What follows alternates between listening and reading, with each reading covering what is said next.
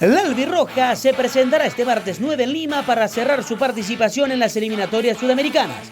En el historial, Paraguay nunca venció a Perú de visitante camino a una Copa del Mundo. En 8 presentaciones solo tuvo 2 empates y uno de ellos fue muy recordado.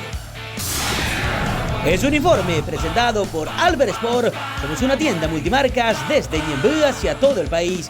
Y Tabarelli Training Center venía a entrenar con nosotros en el centro de Luque. El 5 de septiembre de 1993, Paraguay necesitaba derrotar a Perú y aguardar una mano de Colombia que enfrentaba a Argentina en Buenos Aires para clasificar al repechaje. Lo impensado se dio. Colombia goleó a Argentina 5-0, pero no hubo milagro en la capital peruana. Comenzó ganando el equipo local con gol de Darío Mucho Trigo. Alfredo Mendoza empató el partido ya en el segundo tiempo de tiro libre. Los incaicos pasaron al frente nuevamente a través de Jorge Soto, quien derrotó a José Luis Chilaver, el arquero albirrojo, que se volvió a ilusionar con el 2-2, anotado nuevamente por Alfredo Mendoza.